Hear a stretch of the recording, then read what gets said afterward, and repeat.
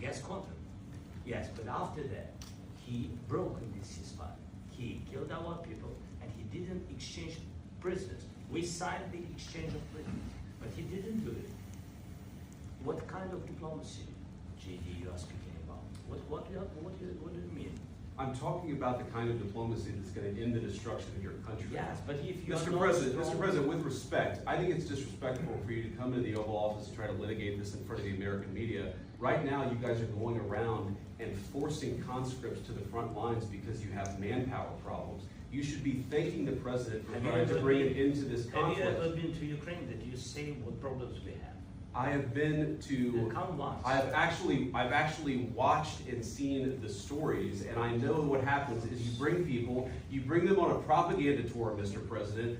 Do you disagree that you've had problems bringing people in your military?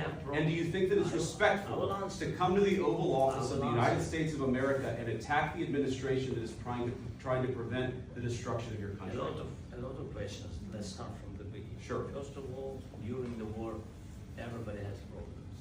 Even you, but you have nice ocean and don't feel now, but you will feel it in the future. God bless. You don't know that. God bless. You don't God know bless. that. You will not have a war. Don't tell us what we're going to feel.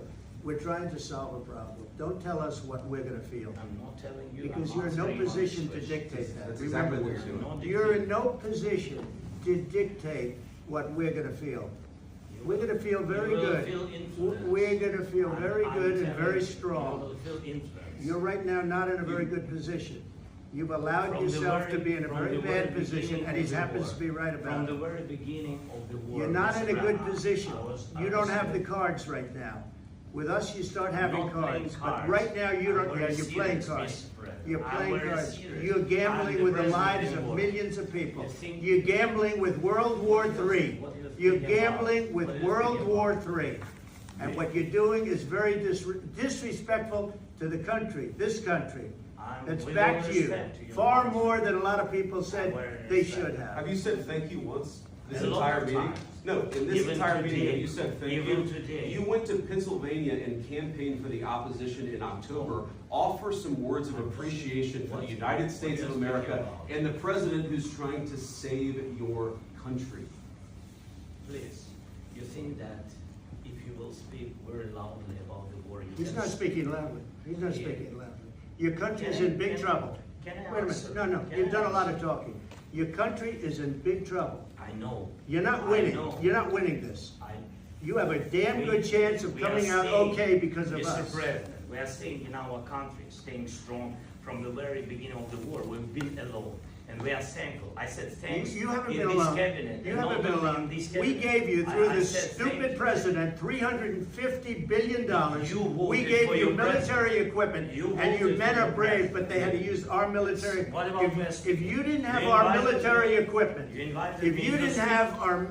equipment, this war would have been over in 2 weeks. In 3 days. I heard it from Putin. In 3 days. This is something maybe less. In 2 weeks, of course, yes. It's going to be a very hard thing to do business like this. Again, just say thank you. I said a lot of times to American people. Accept that there are disagreements, and let's go litigate those disagreements rather than trying to fight it out in the American media when you're wrong. We know that you're wrong. But you see, I think it's good for the American people to see what's going on. I understand. I think it's very important. That's why I kept this going so long. You have to be thankful. You don't have the cards. You're buried there. Your people are dying. You're running low on soldiers. Listen, you're running low on soldiers. It would be a damn good thing. And then you tell us, I don't want a ceasefire. I don't want a ceasefire. I want to go and I want this. Look, if you could get a ceasefire right now, I tell you, you take it so the bullets stop flying and your men stop getting killed. Of course we want to stop the war. But you're saying you don't want a ceasefire. I want a ceasefire because you'll get a ceasefire faster than an agreement. Ask our people about a ceasefire, what they think. That wasn't with me. That wasn't with me. That was with a guy named Biden, who was not a smart person. That was with Obama. It was your president. Excuse me. That was with Obama, who gave you sheets, and I gave you javelins. Yes. I gave you the javelins to take out all those tanks. Obama gave you sheets. In fact, the statement is, Obama gave sheets and Trump gave javelins. You got to be more thankful. Because let me tell you, you don't have the cards. With us, you have the cards. But without us, you don't have any cards. One more question to Mr. Vice President.